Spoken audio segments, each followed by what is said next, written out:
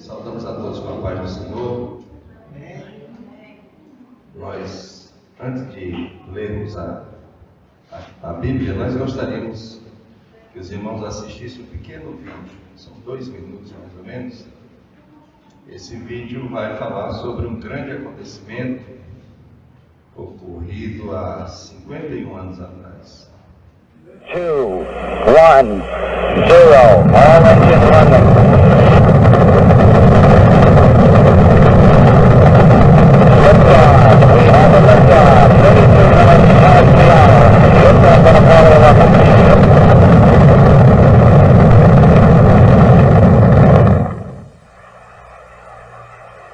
Down 2.5, picking up some dust. 30 feet, 2.5 down. Take shadow. 4 forward, drifting to the right a little. 20, down 1/2. Contact light. Okay, engine stop. Houston, Tranquility Base here. The Eagle has landed. Roger, Tranquility. We copy you on the ground. You got a bunch of guys about to turn blue. We're breathing again. Thanks a lot. Okay, Neil, we can see you coming down the ladder now. I'm at the foot of the ladder. The 11-foot beds are only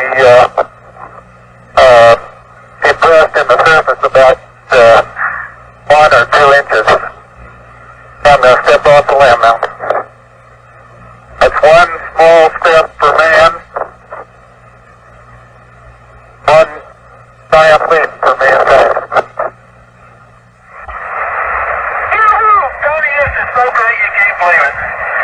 I believe it, Charlie. It's raining, John. Look at it go, would you, Charlie? You got all your steering, it's great. Oh, this is going to be some kind of different ride.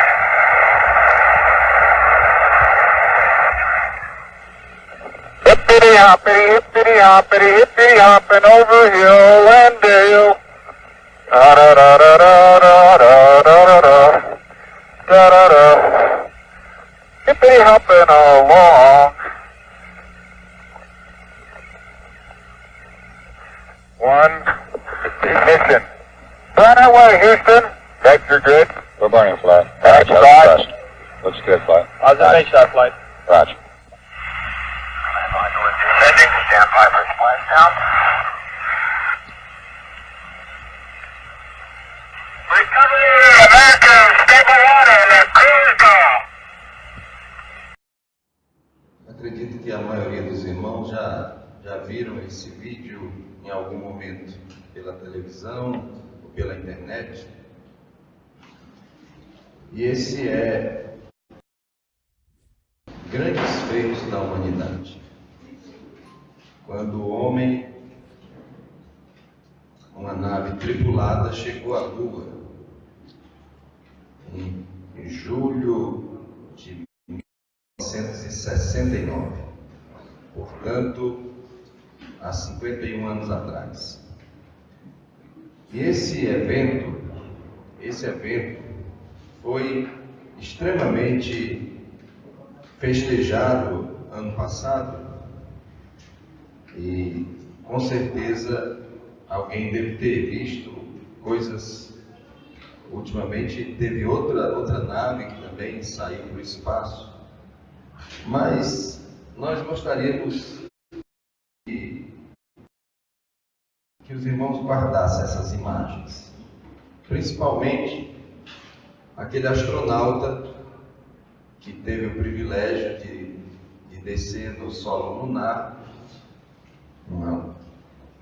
uma região chamada Mar da Tranquilidade, pelos próprios americanos, né?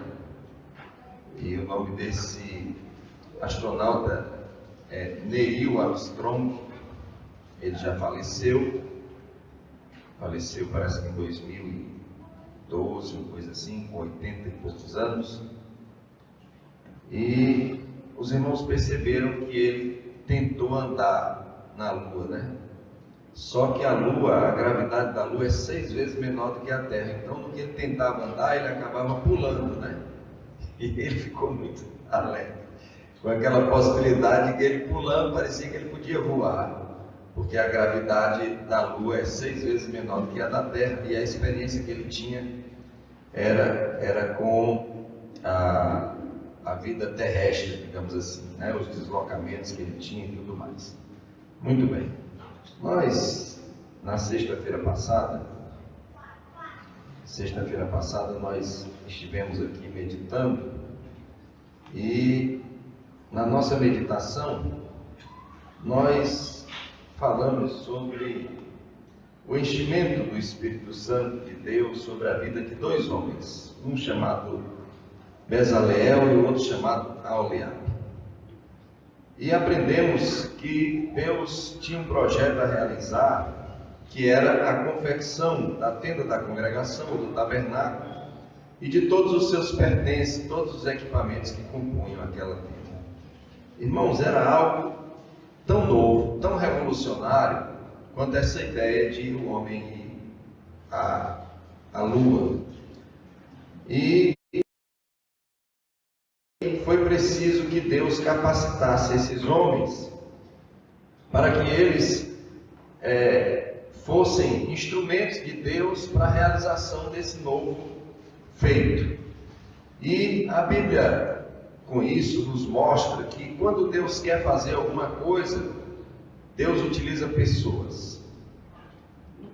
Deus utiliza pessoas, e mais do que isso, a Bíblia mostra que Deus utiliza pessoas e que pessoas sempre estarão inseridas.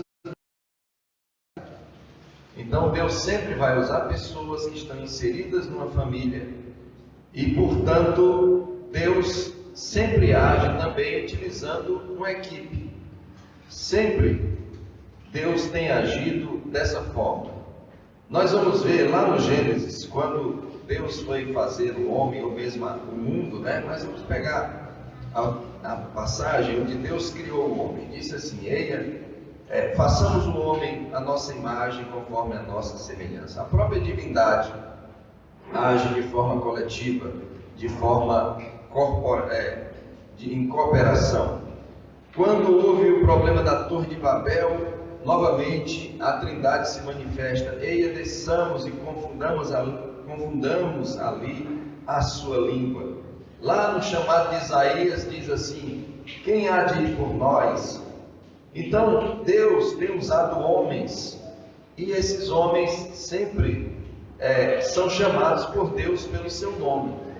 Então, assim como Deus chamou Abraão, chamou Isaac, chamou Jacó, chamou Moisés, Deus também tem nos chamado e quer nos usar, e nos chama pelo nosso nome. Assim, Deus quer nos usar, a cada um de nós, e quer nos encher do seu Espírito. Para que isso aconteça, para que haja um enchimento do Espírito, é necessário que nós, em primeiro lugar, nos submetamos a Deus. Não há como nós sermos cheios do Espírito Santo se nós não nos submetermos a Deus, se nós não nos colocarmos humilhados debaixo da potente mão de Deus. Deus, a Bíblia diz, resiste ao soberbo, mas dá graça ao humilde. E a Bíblia também ensina que nós devemos não só nos submetermos a Deus, mas nos submetermos uns aos outros. É bem verdade que há pessoas que dizem: não, a Deus eu me submeto, mas eu não me submeto a homem nenhum. Acontece que quando nós não nos submetemos a outros homens, então nós estamos rejeitando os ensinos de Deus, nós estamos nos submetendo. Então, quando nós somos chamados por Deus para uma realização especial, Deus está pronto a nos capacitar, a nos encher do seu Espírito Santo. Observem que lá no Êxodo capítulo 31, quando Deus chamou Bezaleel e Aholiabe, não havia precedente. Os outros deuses não tinham esse hábito de adorar Deus numa tenda de pano. O tabernáculo era uma ideia nova. As ideias foram dadas ao Senhor, foram reveladas pelo Senhor, e Deus deu capacidade para aqueles 2 homens, Bezaleel e Aholiabe, para eles aprenderem o que eles não sabiam, e para eles ensinarem, para que eles em equipe conseguissem realizar aquele grande trabalho.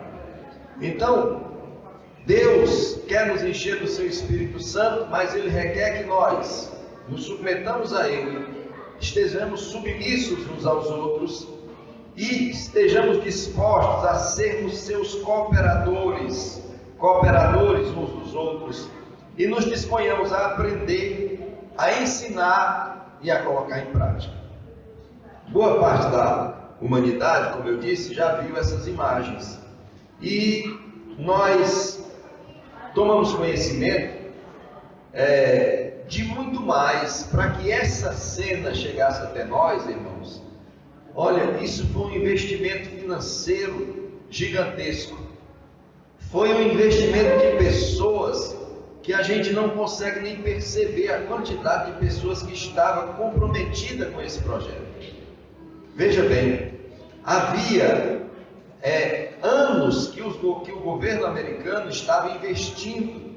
Isso foi no ano de 1969. No governo anterior do presidente Kennedy, a essa época o presidente era o presidente Nixon. Então, no governo anterior do presidente Kennedy, havia acontecido um investimento superlativo naquela época para que esses homens alcançassem esse feito inédito na humanidade. Então, é preciso que a gente saiba que por trás disso aí tinha um grande investimento. Muita gente envolvida nesse projeto, comprometida com esse projeto. Inclusive, uma coisa interessante que eu estava vendo é que aí nós temos 3 astronautas, né? Homens. Havia o Armstrong e havia mais 2, que eu não lembro o nome agora, mas todos eles eram homens. E quando você olha as cenas dos bastidores, lá nos laboratórios, próximos dos computadores, na realidade, você não vê mulheres. Porém, já foi descoberto que as grandes cabeças da parte de informática eram mulheres. Então, houve assim um investimento em pessoal, uma preparação muito grande para esse grande acontecimento que foi levar à Lua a nave Apolo 11. E ela se chama Apolo 11 porque teve a Apolo 1, Apolo 2, Apolo 3, etc. Vários estágios, até que o mais importante, mais interessante ainda que eu vejo, é que existia 50% de chance de chegar na Lua e havia 90% de chance dos aviadores escaparem desse voo. Houve risco de vida. Os historiadores dizem que o presidente Nixon tinha 2 discursos. Um, para quando eles caíssem no mar, como a gente viu aí na última cena, né? A nave caindo no mar com aqueles paraquedas, e o helicóptero, noutra imagem, mostra o helicóptero só esperando para resgatar os astronautas, e depois eles ficarem em quarentena dentro de uma sala de isolados. E havia, portanto, 2 discursos preparados. Um, para que ele agradecesse pelo grande feito, né? E outro, para ele lamentar a morte desses 3 heróis americanos.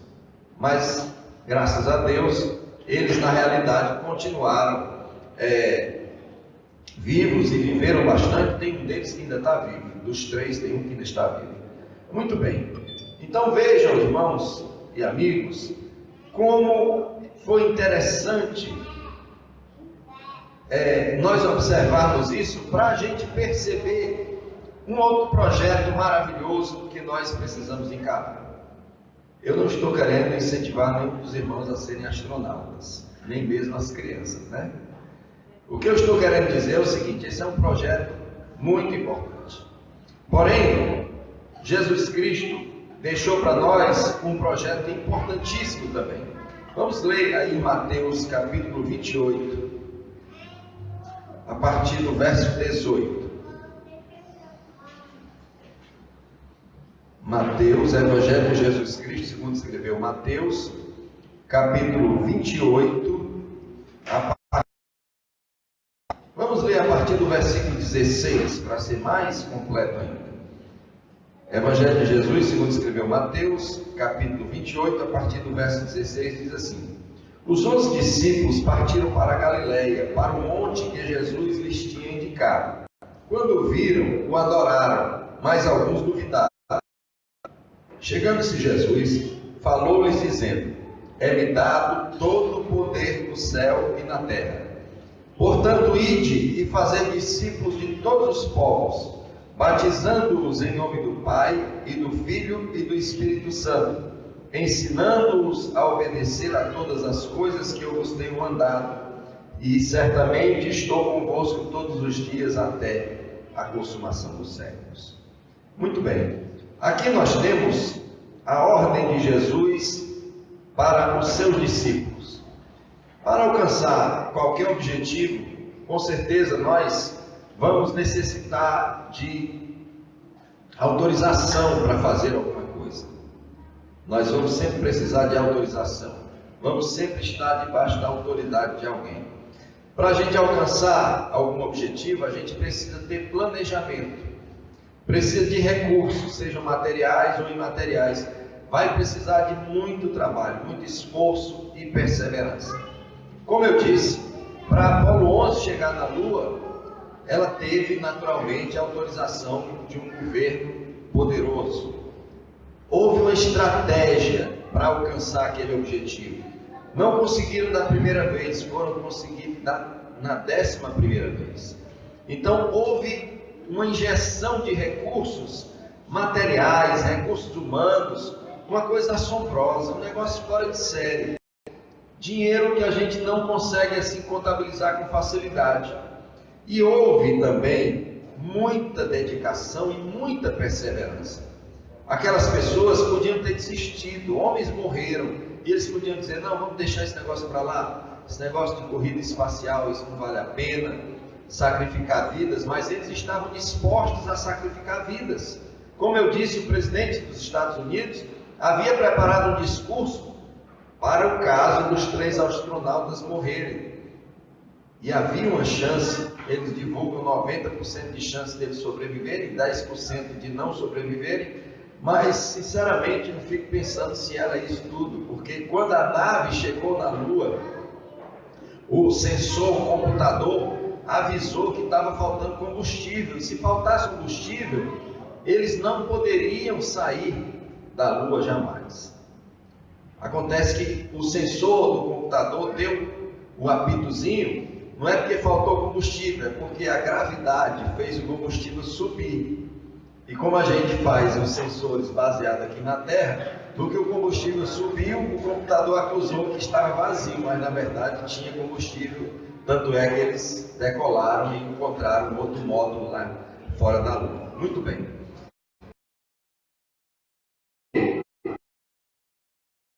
Precisa desses requisitos. É necessário ter essa autorização, essa vontade. É preciso ter vontade. Se eu quero fazer alguma coisa, eu preciso ter vontade. Eu preciso planejar. Eu preciso injetar recursos naquilo que eu quero alcançar. Trabalhar para que isso aconteça. E ser perseverante, porque senão a gente acaba desistindo e não consegue chegar no objetivo. Quando Jesus nos deu a grande comissão, essa ordem que nós acabamos de ler, então nós vamos ver que a ordem da grande comissão, Jesus resumiu em 4 imperativos. O primeiro imperativo de Jesus foi pregai. O segundo imperativo de Jesus foi discipulai. O terceiro foi integrai e o quarto foi enviai. Cada um de nós um dia já ouvimos a pregação do Evangelho. Cada um de nós um dia foi impactado pela pregação do Evangelho de Jesus. E impactados pelo Evangelho, pela pregação do Evangelho, a Bíblia diz que o Espírito Santo nos convence da justiça, do pecado e do juízo. Então nós passamos a ter consciência de que somos pecadores, de que Deus é o justo juiz, de que Jesus Cristo morreu para nos salvar. Diante disso, a gente recebe, a gente aceita o plano de salvação, e então a gente aceita receber aqueles ensinos que às vezes a gente resistia antes, e a gente aceita ser integrado. A gente se batiza porque se integra na congregação, e a partir daí nós passamos a ser enviados. Nós passamos também a compartilhar a boa nova de salvação que nós recebemos. Assim, nós recebemos esse ciclo, né? E devemos repetir esse ciclo, reiniciar a partir de nós, se é que nós nos consideramos discípulos de Jesus. Foi essa a ordem de Jesus: vamos pregar o Evangelho a toda criatura, ensine aquilo que eu estou ensinando a vocês, compartilhe as boas novas. E Jesus Cristo então nos diz que vai estar conosco todos os dias até a consumação dos séculos. Então, a primeira pergunta que a gente faz nessa noite para cada um de nós é a seguinte: eu sou discípulo de Jesus? E você vai responder se é ou se não é. Muito bem. Se eu sou discípulo, naturalmente eu devo obedecer à ordem do Senhor, sim ou não? Então, Jesus diz: ide e pregai. Foi uma ordem de Jesus: ide e pregai. Então, se Jesus nos deu uma ordem, e ele começa: todo o poder no céu e na terra. Então, se ele deu uma ordem, qual é o nosso papel? Obedecer ou desobedecer? Nosso papel, naturalmente, será obedecer. E eu pergunto aos irmãos, e os irmãos respondam para si próprios: nós temos pregado o Evangelho? Sim ou não? Se nós não pregarmos o Evangelho, nós temos sido obedientes? Certamente que não. Então, diante disso, é preciso que a gente saiba que a pregação do Evangelho é algo que vem para as nossas vidas não como uma possibilidade, mas como uma ordenança. Essa ordem, esse imperativo de Jesus, me parece, não tem sido levado a efeito por algumas pessoas. Então, a gente precisa ver exemplos de pessoas que levaram isso a sério. E Paulo, na primeira carta aos Coríntios, capítulo 9, versículo 16, ele diz assim: porque se anuncio o Evangelho, não tenho de que me gloriar, pois me é imposta essa obrigação, e ai de mim se não anunciar o Evangelho. Paulo se sentia obrigado, ele dizia assim: eu sou devedor, tanto a judeus como a gregos. Ele se sentia devedor às pessoas, porque ele achava, ele entendia que deveria partilhar a boa nova do Evangelho. Com certeza, é preciso entender Paulo. Ele diz assim, que para ele, era um mandamento que ele não podia deixar de cumprir. Então, é importante a gente dizer que quando a gente não cumpre uma obrigação imposta por Jesus, a gente precisa examinar uma pergunta interessante. Os irmãos devem lembrar que certa vez, aquele homem tão impactante que era Pedro, né? Depois que negou a Jesus pela terceira vez, ouviu o galo cantar, e a Bíblia diz que ele ficou extremamente amargurado. Ficou tão amargurado que esqueceu das promessas de Jesus e ele voltou para pescar. E de repente Jesus se achega até Pedro e diz assim: Simão, filho de Jonas, você me ama? E Jesus pergunta 3 vezes. E ele responde, né? Aí por último ele diz: Senhor, tu sabes que eu te amo. E uma coisa que eu achei muito interessante, me chamou a atenção na leitura que eu fiz, é que quando a gente diz quem foi que negou Jesus 3 vezes, vocês vão responder que foi quem? Quem foi que negou Jesus 3 vezes? Pedro, né? E como foi que Jesus chamou ele? Qual foi o nome que Jesus chamou? Simão. Porque Pedro era pescador, aliás, Simão, filho de Jonas, era pescador, E Jesus disse: a partir de hoje você vai se chamar Pedro, e eu vou lhe transformar num pescador de homens. E de repente, Pedro desistiu do projeto de Jesus. Então Jesus fez Pedro lembrar que ele tinha realizado de Jesus, de ser pescador de homens, e agora chama por 3 vezes: Simão, filho de Barjonas, tu me amas, apacenta as minhas ovelhas. Simão, filho de Jonas, tu me amas, apacenta as minhas ovelhas. Simão, você me ama? E ele disse: Senhor, tu sabes, né? Tu sabes todas as coisas.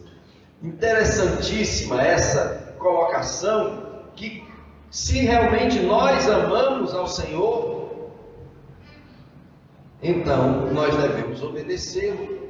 É isso que diz o evangelista João, lá na sua carta, no capítulo 1, no capítulo 5 da primeira carta de João. Ele diz assim: todo aquele que crê que Jesus é o Cristo, é nascido de Deus, e todo aquele que ama o que o gerou também ama ao que dele é nascido. Nisto conhecemos que amamos os filhos de Deus, se amamos e guardamos os seus mandamentos.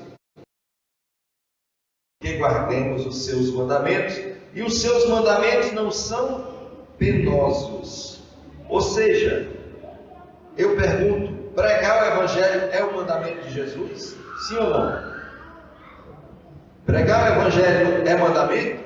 João disse que os mandamentos não são penosos. Pregar o evangelho, portanto, não é penoso.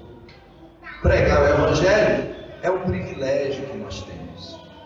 Embora nós não nos assenhoremos deste privilégio, e às vezes achamos que isso é penoso para nós, mas não é isso que a Bíblia diz. A Bíblia diz que os mandamentos do Senhor não são penosos.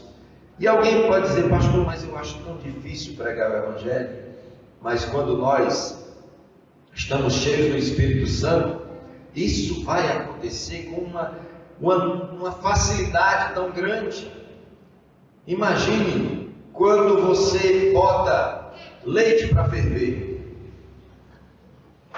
É natural, vai chegar um momento, ele vai desborotar. O enchimento do Espírito Santo é justamente esse aquecimento das nossas vidas, como se a gente fosse leite, E a nossa vasilha começa a não suportar mais se manter dentro daquele espaço, e a gente começa a transportar. É assim que o Espírito Santo vai fazer nas nossas vidas, se nós nos submetermos a Deus, se nós estivermos dispostos a ser cooperadores do Senhor. Com certeza nós vamos cumprir esse mandamento. Quando nós não pregamos o evangelho, nós estamos vivendo em desobediência e não estamos correspondendo ao amor de Deus. Mas a gente pergunta então: como nós poderíamos pregar o evangelho? A pregação do evangelho, é bom que se diga, ela não é somente através de palavras ou discursos. Ela é muito mais do que isso. Porém, é imprescindível que nós estejamos falando. Por quê? Será que eu posso pregar o evangelho calado? Eu posso. Mas será que eu, estando cheio do Espírito Santo, eu vou ficar calado? Em Atos dos Apóstolos, nós vemos que os discípulos foram presos e foram ameaçados. E aí, de repente, as autoridades resolveram soltá-los, mas fizeram séria ameaça e disseram assim: nós vamos soltar vocês, mas eu não quero mais que vocês falem nesse nome de Jesus. E eles disseram assim: nós não podemos deixar de falar do que temos visto e ouvido. É impossível um cristão cheio do Espírito Santo não falar do amor de Deus. Então, se nós não estamos falando do amor de Deus, nós estamos precisando buscar o enchimento do Espírito Santo. Acontece que as mensagens do Evangelho, a proclamação do Evangelho, ela pode se dar de várias formas. A gente pode escrever mensagens, a gente pode falar. Hoje em dia a gente pode fazer publicações, pode fazer vídeos, vídeos, mensagens, mas fica difícil eu acreditar na mensagem se eu não acreditar no mensageiro. Vocês certamente conhecem, é difícil a gente conhecer um, mas aqui e acolá a gente conhece um mentiroso, né? Pessoa que não merece confiança. E aquela pessoa chega para você e conta uma história. Olha, então, cada pessoa que chega ali na esquina estão dando R$100. Se for uma pessoa que costuma falar a verdade, você não vai acreditar muito fácil na notícia dessa, imagine um mentiroso. Então, sem dúvida, quando o mensageiro merece crédito, a mensagem dele será bem recebida. Então, para que a mensagem do Evangelho tenha crédito, é preciso que a minha vida, o meu testemunho pessoal, ele seja digno. Foi isso que Paulo escreveu aos Efésios, no capítulo de número 4. Efésios, capítulo 4. Ele disse assim: andai de modo digno da vocação para a qual fostes chamados. Capítulo 4, ele diz dessa forma: vocês devem andar de modo digno da vocação para a qual fostes chamados. E nós vamos ver que o apóstolo Paulo, ele fala a respeito da pregação do Evangelho. Ele diz no verso 15 do capítulo 4, ele diz assim: antes, seguindo a verdade em amor, cresçamos em tudo naquele do qual todo o corpo, bem ajustado e ligado pelo auxílio de todas as juntas, segundo a justa operação de cada parte, faz o seu próprio aumento para a edificação de si mesmo em amor. É interessante essa colocação de Paulo, a ideia de combinar a verdade com o amor. Na pregação do Evangelho, nós não podemos ser aquelas pessoas facão do mundo. Sabe o que é facão do mundo? Está sempre disposto a cortar. Comigo é a verdade, eu digo é a verdade, mas não é só a verdade, é a verdade em amor. Então, é preciso que a gente veja aqui como Paulo mostra que o corpo se articula. Quem já está com a certa? Porque eu não tenho problema nas juntas, né? Mas pela idade, alguns na minha idade já têm. São elas que nos permitem a gente se movimentar. Se a gente não tivesse junta, ninguém segurava nada. Só que as juntas fazem com que a gente segure as coisas, mas as juntas, elas também, para que elas funcionem adequadamente, elas têm também os ligamentos. E Paulo usa essa linguagem, de certa forma, acredito, uma linguagem médica, quando ele fala aqui também, no assunto, desse mesmo assunto, ele fala igualmente isso na carta aos Colossenses. Carta aos Colossenses, ele fala sobre essa ideia dos ligamentos. Deixa eu só ver aqui qual é a referência. É 2, 18 e 19. Ele diz assim: ninguém vos prive do prêmio, alegando humildade oculta aos anjos, baseando-se em visões, enfatuado sem motivo algum na sua mente carnal, e não se mantendo unido à cabeça, da qual todo o corpo, provido e organizado pelas juntas e ligaduras, vai crescendo com aumento concedido por Deus. Ou seja, para que nós anunciemos o Evangelho, nós vamos sempre ter que combinar as juntas e as ligaduras. As juntas e as ligaduras. A flexibilidade e a firmeza. Esse equilíbrio aqui vai fazer com que nós preguemos e combinemos a verdade e o amor. Eu e você somos chamados por Deus a pregar o Evangelho a toda criatura, mas o Evangelho que nós vamos pregar é o Evangelho que é falado, porque a boca fala do que o coração está cheio, é o Evangelho que é vivido vivido, é o Evangelho que é compartilhado, e as pessoas vão olhar para a minha vida e elas vão ler o Evangelho na minha vida e na sua vida. Por isso que Paulo diz: nós somos uma carta lida. Você às vezes não precisa nem falar. Lógico que vai chegar o momento que você vai precisar falar. Antes mesmo de você falar, como é bonito quando a gente nem fala e a pessoa diz assim: você é um servo de Deus, você é um crente. Isso é maravilhoso, mas é igualmente triste, ou pior ainda, muito pior, quando a pessoa não consegue descobrir nem depois que você fala. Mas você está falando, mas o que você fala não corresponde ao que você faz, ao que você vive.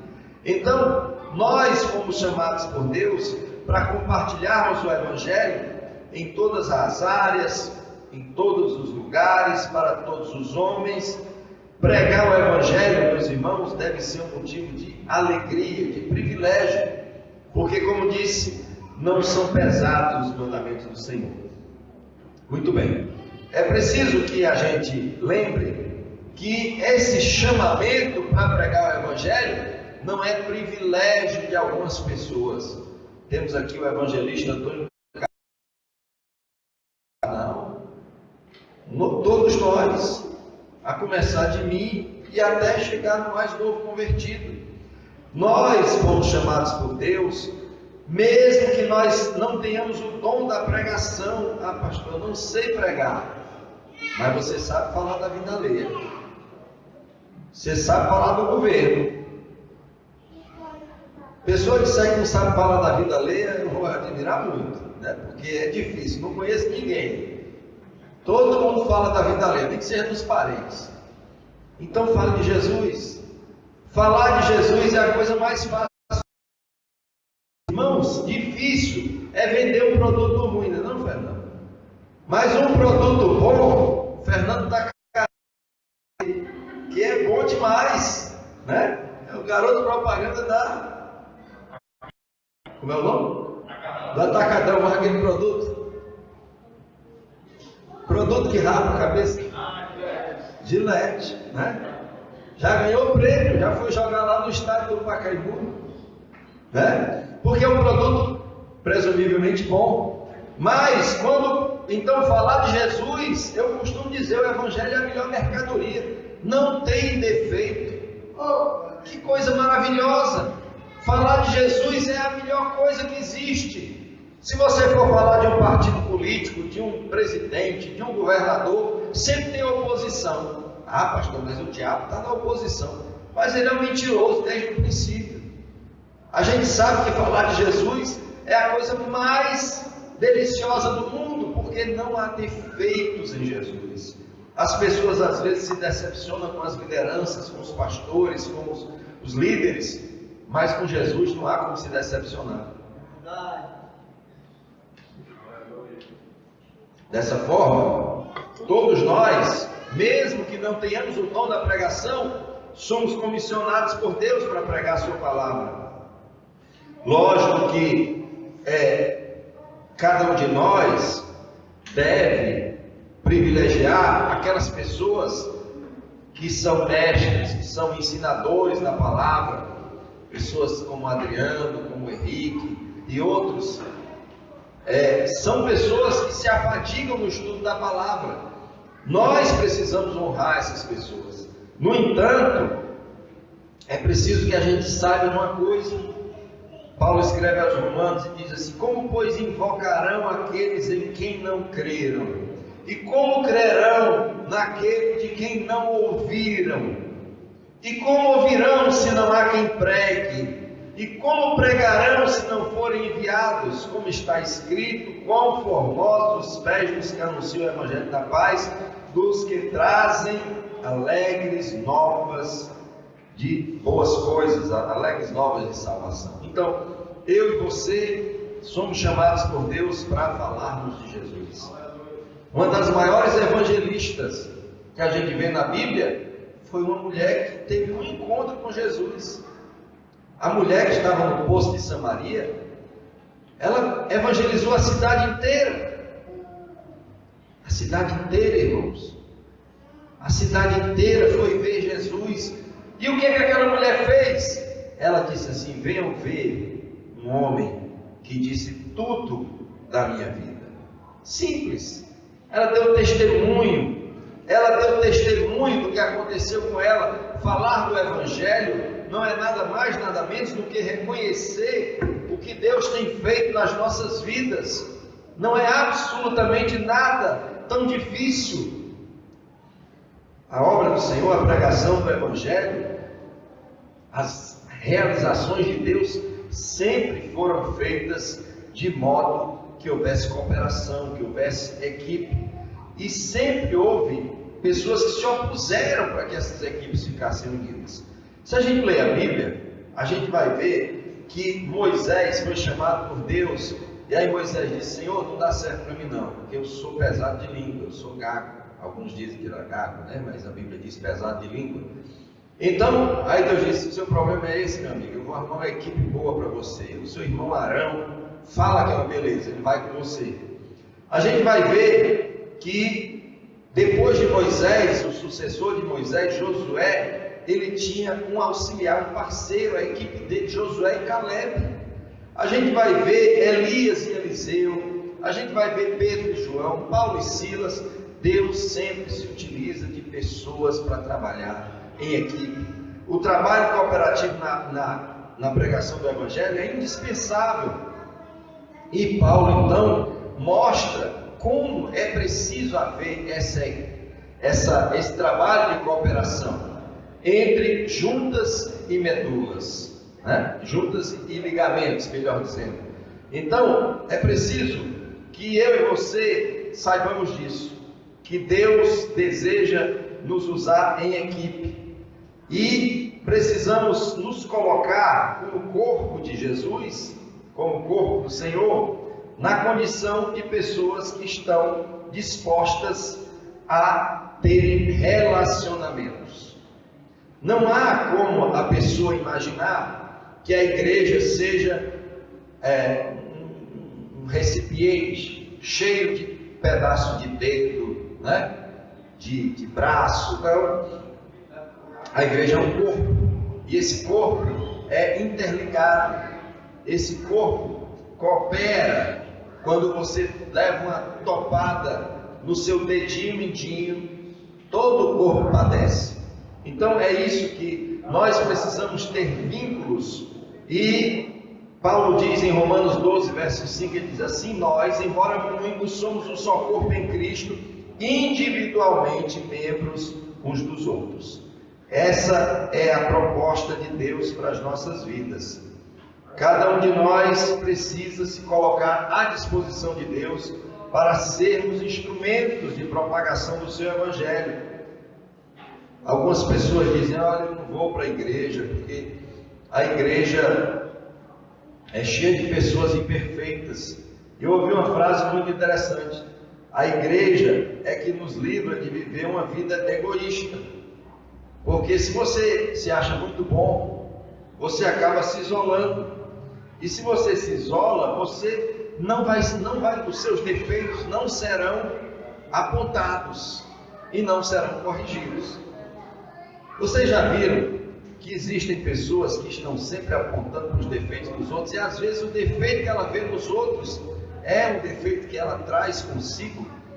Então, a Bíblia mostra que nós devemos nos relacionar. As expressões uns aos outros estão permeando a Bíblia em vários livros. Em João fala sobre amar uns aos outros, João 15, 12. Em Gálatas fala sobre servir uns aos outros, perdoar uns aos outros, orar uns pelos outros, admoestar uns aos outros, submeter uns aos outros. Então, como é que nós vamos dar conta disso se nós não estivermos compartilhando as nossas vidas, né? E isso é que vai fazer-nos crescer e amadurecer. É interessante também, uma coisa importantíssima. No ano de 2002 eu ouvi essa expressão e tenho repetido várias vezes, que diz assim: ovelha isolada vira petisco de lobo. Não há como nós vivermos de forma isolada. Qualquer movimento que nós fizermos parte, se nós nos isolarmos desse movimento, com certeza nós viraremos petisco do lobo. É preciso que eu e você se vincule na congregação. A Bíblia diz: como a palmeira florescerá o justo, vírgula, plantado na casa do Senhor. O lugar de nós florescermos é plantados na casa do Senhor. Tem gente que anda de igreja em igreja, de comunidade em comunidade, e não cria raízes. Se não cria raízes, e nós somos lavoura de Deus, a planta se alimenta a partir de onde? Das raízes. Se você não tem raiz, você não se alimenta, qual é a tendência? É morrer. Em Atos capítulo 2, versículo 42 a 47, a gente vê como era a igreja no início, como foi que o Senhor organizou a sua igreja.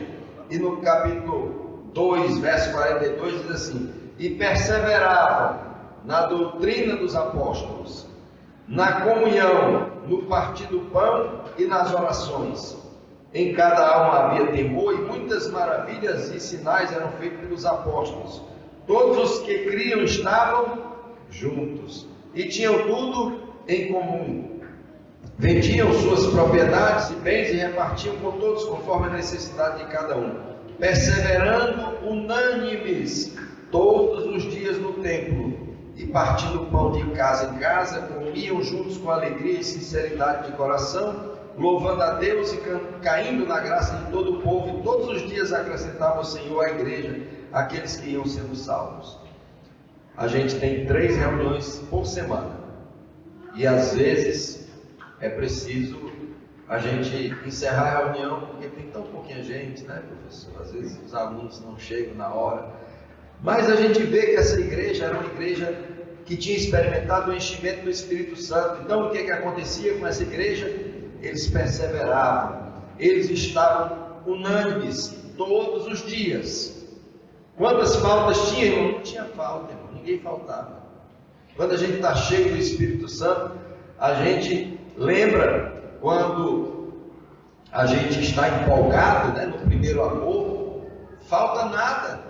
Aparece no aniversário, você diz: vou não tem culto hoje eu vou para a igreja, vou ouvir a mensagem e tudo mais. Aí vai passando o tempo, a gente vai ficando desleixado, a gente vai dando lugar a outras coisas, mas a gente deve se comprometer com a nossa congregação. Devemos esperar que as bênçãos de Deus venham sobre as nossas vidas, porque Deus quer uma igreja que tenha relacionamentos moldados conforme o seu caráter. A mensagem do Evangelho deve ser pregada por cada um de nós. Não existe absolutamente ninguém que esteja isento de ser porta-voz do Evangelho de Jesus. Eu e você precisamos anunciar esse Evangelho. Pastor, eu gostaria de anunciar o Evangelho com mais gosto, com mais vontade. Busquemos o enchimento do Espírito Santo. Pode ter certeza, quanto mais nós buscarmos a Deus, quanto mais nós nos enchermos da palavra de Deus, mais de Deus nós teremos para dar. Pastor, mas eu quero falar às vezes com uma pessoa e falta palavras. A gente só dá o que tem. Se está faltando palavra, é porque você não comeu palavra. Se alimente da palavra, que você vai ter bastante palavra para dar. Pastor, mas eu leio tão ruinzinho. Pois leia o que você puder, que você vai ter. E a Bíblia Sagrada diz que quando você for falar, o Espírito Santo vai lhe lembrar.